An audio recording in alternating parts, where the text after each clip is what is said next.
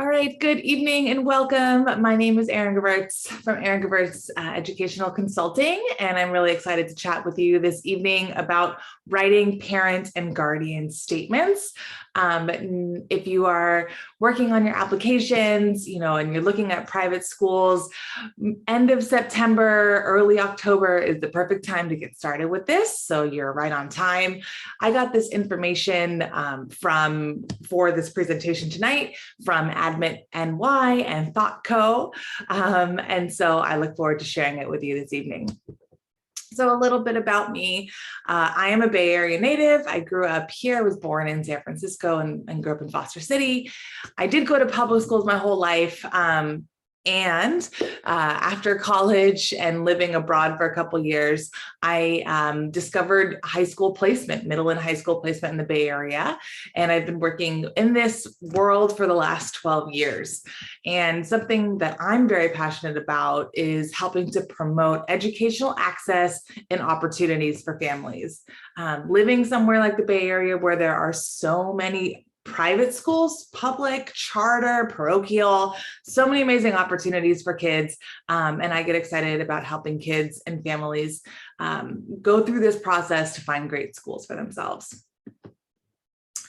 So a little bit about me. I do strongly encourage you to keep an open mind through this process. If as you're looking at schools, I was just talking with someone, you might have a long list to start. It might seem overwhelming, but starting with the long list and then narrowing it down as you're going on tours and visits is highly recommended, especially if private school is your goal in the end, because you might not end up applying to all those initial schools on your list. So just keep an open mind as you go through. So let's get started. So why do parent and guardian statements matter? Right? So the purpose of this is for schools to get some additional dimension to all the other parts of the application that they're going to be receiving, right? So they get the student application, the grades and transcripts, the teacher recommendations, but your children very well. And so this helps them to better understand you from the parent's perspective. So my first step, before even looking at the schools and what they're asking, my first step that I would recommend is just to draft a general statement about your child, right? So imagine the question was like, tell us about your child. Just to start writing, right? So drafting a general response, getting started writing about your child is going to help you, right? And this is going to be pretty long, and we're going to talk about different sections to address.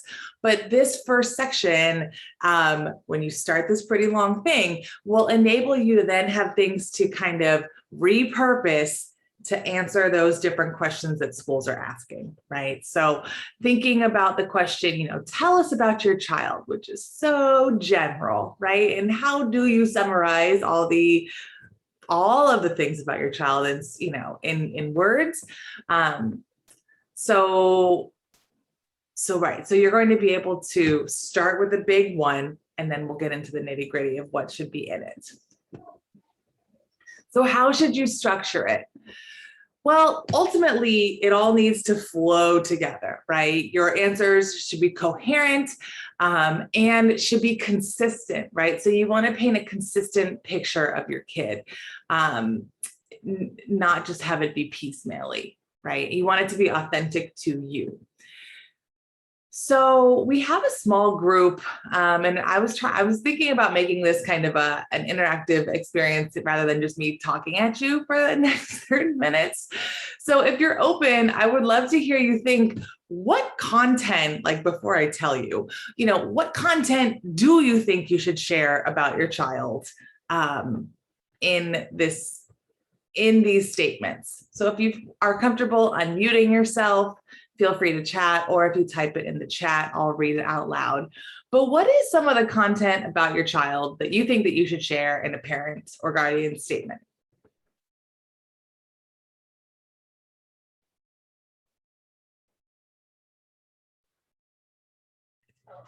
characteristics about themselves and how much they have grown by what you have possibly put them in. Speak about academic challenges at one point that turned into successes. Be creative about just innovative ways that most people may not commonly speak about the child. Mm-hmm. And then also it's very important to be honest, because their majority of the schools are seeking honesty and not just you telling them what they think or what you think they want to hear. They really want to know the authenticity about yourself, or of the child. Thank you so much. Yes, absolutely. Honesty is key. Yes. And so, yes, personal characteristics of your child. And I appreciate that you said areas of growth, right? So what are some challenges that they've encountered and how have they grown from them? That's an awesome way to frame that. We'll get into that in a minute. In the chat, somebody has suggested hobbies. Absolutely. So what are the things, besides school that your child is interested in, whether it's arts or theater or music or sports? Absolutely. Someone else in the chat said strengths and interests. Definitely. Thank you so much for your participation. All right. So like it was mentioned, we'd want to share about their personality. Right? So describing your child's personality, what makes them unique? What are some of their prominent, like you said, character traits, right? Who are they as a student, as a young person? How do they show up as a community member, friend, teammate, sibling, son, daughter, child, right? So thinking about their personality, and anecdotes really go far in this work, right? So as you're thinking about their personality, do you have a story to tell, like a brief story to tell? We're going to get a little bit more into anecdotes, but how can you share an example of a time that they showed leadership? How can you share an example of a time that they were caring with their sibling?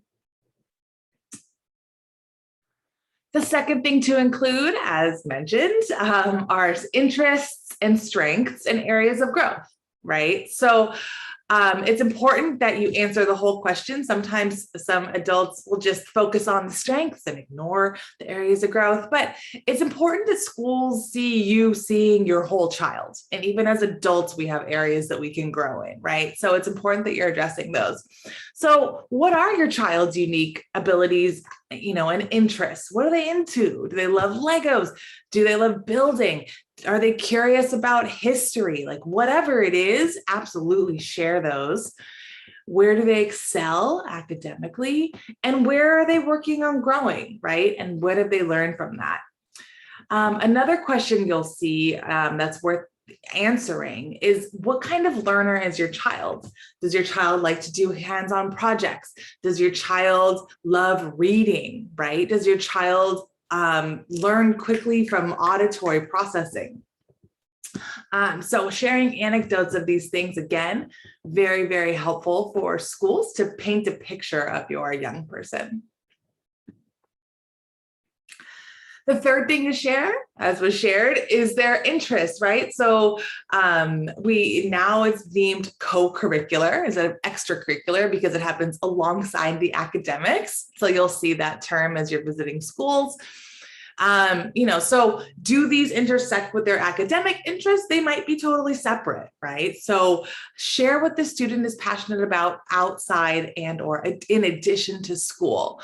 So how long have they been involved with these things? What's their role? How have you seen them grow through participating in, theater, volunteering at a shelter, swimming, whatever it might be. And then the fourth thing to make sure to include is something about the school environment, right? So what kinds of environments do you think your child will thrive in? Why, if you're saying, a small school environment, what do you think is good for them about that? Will they be more known by their teachers? Do they value a classroom, where they can feel seen and heard?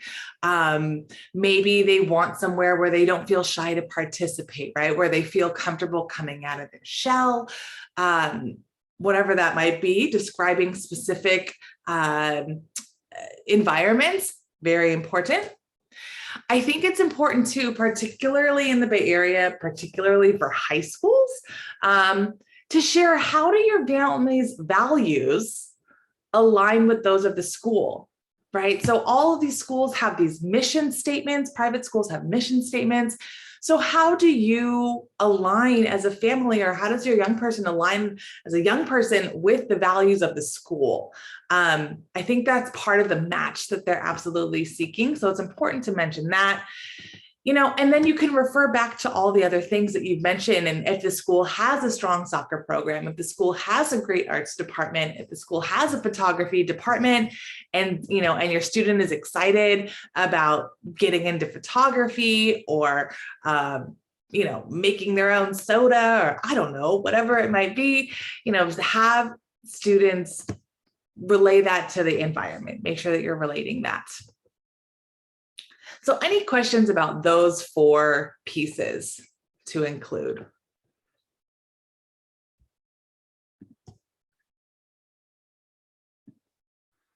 All right, so now you've written a statement, a long statement about your student. You've included all of those things. Okay, now what, right? So now what you're going to do is go onto the different websites, whether it's the actual school website or Ravenna or whatever platform the school is using, and collect all of the questions that schools are asking you to answer about your child. Okay, so you've got a Word document or a Google Doc or whatever platform you use to, maybe it's old school like me, like a pen and paper. And you're writing down all your questions so that you can see, okay, what specifically are these schools answering me, and how might I be able to repurpose parts of my statement for these different questions they're answering.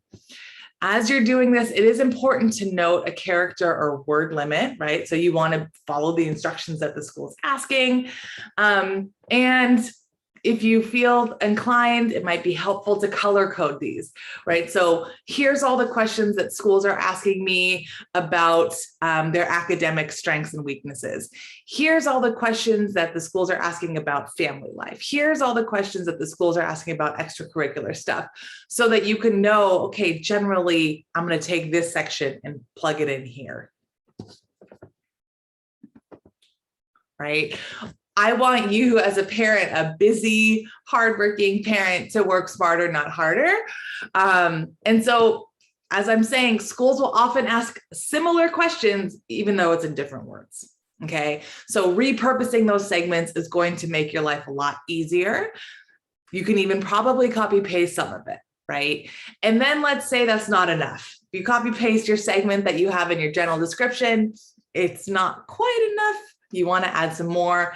Then you can work on enhancing that with a brain dump, adding more anecdotes, whatever you think might be helpful for schools to know, tailored to that school. Okay.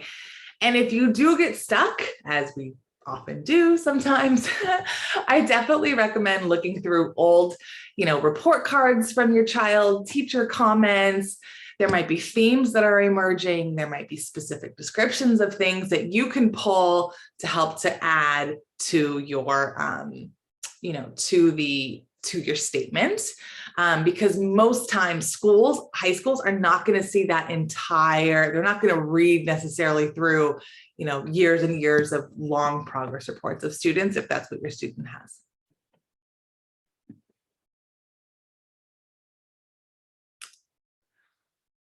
So then ultimately, once you've got your answer, you've got your questions, you've got your answers, you've added to them, you've enhanced them, you're able to then go through for each individual school and make sure that you're answering the question. First of all, that's very important. And not being too redundant, right? If your student's really good at soccer, you don't want your whole parent statement to be about soccer, soccer, soccer, because they've also probably in their statement talked about soccer, soccer, right? So you want to pull from different areas of their life. As the adult, you're able to really see the comprehensive picture and help to paint that for the schools.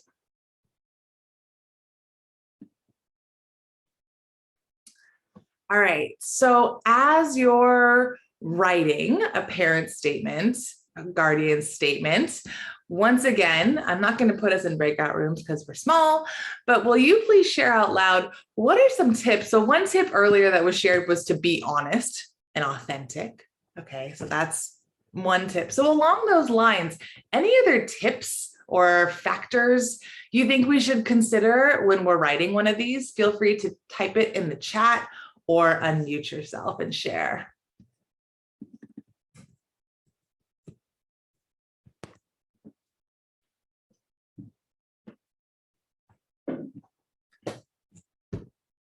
Okay, so in the chat, someone wrote diversity. I'm curious what you mean. Do you mean that your child is bringing like diverse perspectives to the school, or? Yes, I'm sorry. I clicked enter faster than didn't mean to, but diversity component of just how not only what we as a family can bring of just like the ethnic part of it, but more of just like, it's not just a racial factor. It's bigger than that, because it could be like a social economic, it could be just, traditions and things of that nature. And I found that is very important. Great, thank you. Yeah, absolutely. Sharing about your family and your heritage and your culture and like being proud and owning that, whatever that looks like, is great. Thank you. All right, let's see what other tips we should consider. So the first one is to think about quality versus quantity, right? So if you write more than the school might not even let you on some of these platforms, but if you write, 3 pages about how amazing your child is at math, the school does not want to read that. Okay. So keeping it clear and concise is huge. And 300 words that are clear and more to the point versus like 500 rambling words, much better for schools. Okay, so quality versus quantity. I'm sure y'all have heard that one before.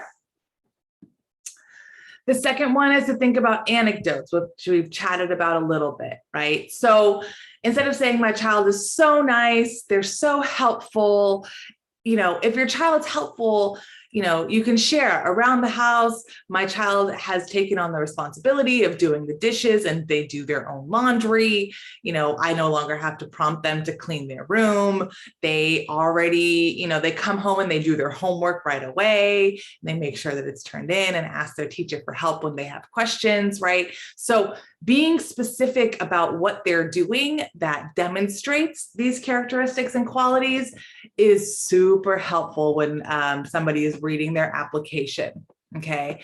So, and remember, you don't have to tell every single detail of the situation. Sometimes students will do this, right? They want to tell the story and tell every single little detail instead of just get to the point. So with anecdotes, it's better to be concise about the anecdote that you're sharing. So that is certainly one. Name dropping. So sometimes people ask me, oh, I know so-and-so on the board of directors, or I know so-and-so family who's there. And, I know so rich person, whatever. Don't do that. Don't name. It's not helpful. Schools don't really care who you know. They care about who your child is. And you don't want to use this like any of your precious words to describe your child by name dropping on people. Okay. So don't do that. Erin, I had a question. So on some of the schools, they ask, how did you hear about the school? Mm-hmm.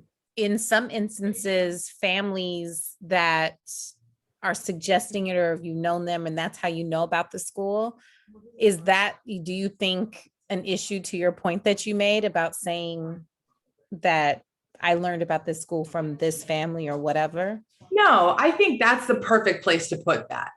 Right. Because unfortunately, sometimes they're the board of trustees or someone big that you've known for 20 plus years. And, I may not be as successful as them, but it's okay if they say, put my name down. Yeah, absolutely. I mean, if you do know the person and the school is asking you, parochial schools tend to ask that, right? So if you do know somebody and they're asking you, how did you hear about us? Then, and you actually did hear about it from that person, then great, right?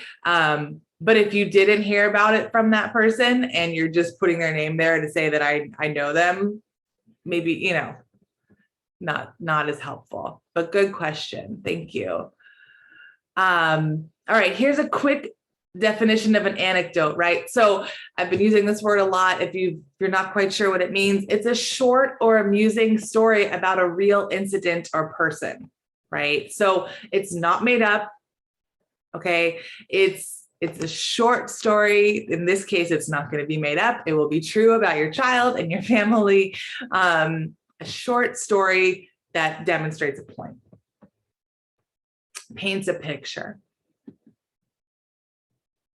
And then a fourth tip is to be consistent with the application, right? So if your child has struggled with math in the past, and maybe that's an area that they've continued to get better at, and you're writing how amazing they are at math, and they've always been so good at math, and math is their strongest suit, and it doesn't line up with what the teacher is saying or what their report cards are saying, it kind of sends off a little red flag in the schools going, does this parent really know their child? Like, are they listening to teachers? Are they taking advice from schools on occasion when they're getting it? So make sure that it's consistent.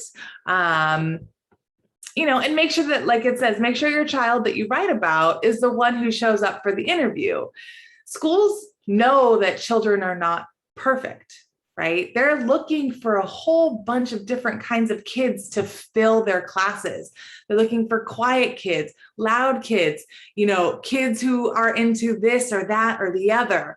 Kids from a range of socioeconomic, racial, and ethnic diverse backgrounds from different parts of the city, different parts of, the Bay Area. So as they're building this class, they're looking for all these different kinds of kids. And so it's important that you are clear with them about who your child is, so that when your child shows up, that's who they are.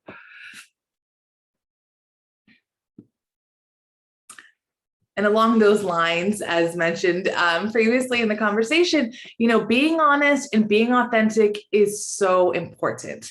If you're having a rough day with your child, that's not the day to to work on your parent statement. Okay.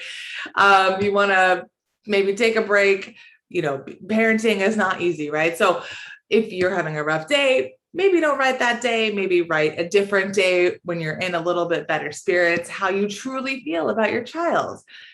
Schools want to know that you love and respect your child, right? You don't just want to say they're the top of their class in spelling, they do all their homework, they're in, Kumon math for the last 10 years. It is about academics, but more and more schools want to have nice, kind kids in their schools who love learning, who want to get involved in new activities. Okay. So talk about, your child's love of learning, your child's curiosity and passion for different subjects. That will go a lot farther than just bragging about, how much math they do on the weekends.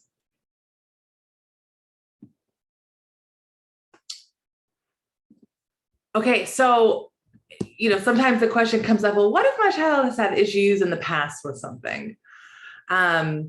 This is an opportunity for you to highlight what they have learned from previous disciplinary issues. Okay, so if something's happened in the last year or two at their current school, I know it's been virtual, so there's maybe virtual learning was really hard for your child. I'm sure folks can relate to that. I know virtual learning was really hard for a lot of kids. So maybe they lost some focus in virtual learning. If that's true, that's okay to address in your thing, right? So that's maybe part of the reason why you're seeking a smaller school, because you want to ensure that your child is in school, in the classroom, learning with their peers, versus, struggling to learn online. Some kids thrive with online learning, some kids don't. Right. So If there's been previous discipline issues, I would not shy away. I wouldn't spend the whole application talking about it, but I would definitely highlight it and share what your child has learned and how they've grown from that. Because as I mentioned before, we're looking for real kids. Schools are not looking for perfect. That's not really a thing that exists, and they know that. So any questions about the material that we've chatted about so far, about any of this, or any other thoughts or wonderings you have about parent statements? Feel free to unmute yourselves or type it in the chat.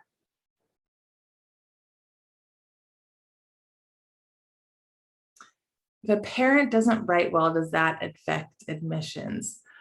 No, I wouldn't worry about the grammar of the parent too much. Especially like if English wasn't your first language, absolutely don't worry about that. Oh, if you prefer to write in Spanish, or families prefers to write in Spanish, or even in Chinese, schools might have folks who could read that. So I would ask about that. And I would also, let schools know that wasn't your first language, and that might be helpful. And you could also, have a friend read over it for you, right? Asking a friend or a family member to read over something to make sure that you are clear with what you want to say. But no, grammar doesn't really matter. I wouldn't worry that much about it. How soon should we start writing the parent statements? So I would recommend starting now, right? Because I know y'all are very busy. So if you take some time, a little bit of time every couple of days to add to it and to start working on it, then you can submit, especially if you have a child applying for high schools, oftentimes you have to submit the parent statement in order to schedule the interview and some of the following things. So I would definitely recommend getting started sooner, and set a goal for yourself. Maybe your goal is to turn in your parent statement by November 1st. Okay. So maybe because by then, essentially, you'd be done with your part, and then you can just support your child with their part. So I would start soon, and then you just have more time, right? The longer you put it off, the more stressful it gets. The next question is, how big of an impact is this section of the application? Good question. So I think if you're applying to kindergarten or to middle school, this section matters more than if you're applying for high school. I would say the middle and the kinder and middle weighs more than the high school. Because by high school applications, it certainly matters. Don't get me wrong. It definitely matters. But by then they're looking at, a lot more about your child's, how they are presenting themselves. Because, by then when you're looking at high school, they're looking at, is your child going to advocate for themselves? Are they stepping up into leadership? How are they participating? How are they going to show up at school? Because in high school, parents are less involved. Generally speaking, you're still involved at home, but, whereas with elementary and middle school, there's more parental involvement as your child is progressing through those ages. So for high school, it matters. You still want to take your time to do it well, right? But it's not as heavily weighed, I would say, as the other ones.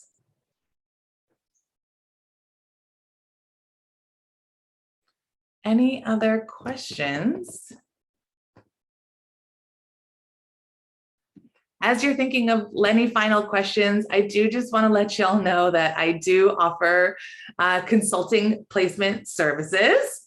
So what I do is I help families with 5 or 10 hour packages to guide you through this process, right? So it includes support with creating school lists, with support with applications, with interview, mock interviews, timed writing samples, all the different things. And ultimately with advocacy with the schools once we're wrapping up. the process.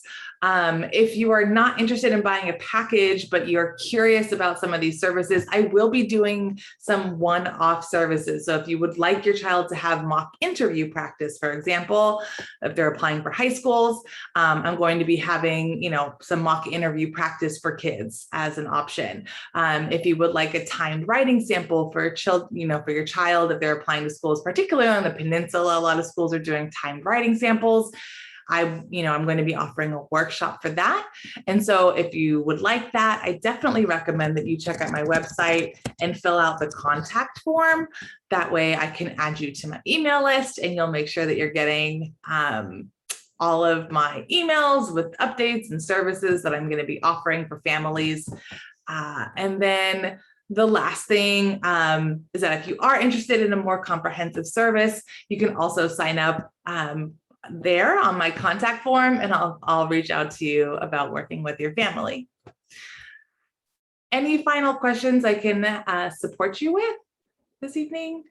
I had a question in regards to testing. So for parochial schools, it's my understanding that their exam is required, but many schools, and I'm not sure if you are kind of aware, is the SSAT still required because of COVID?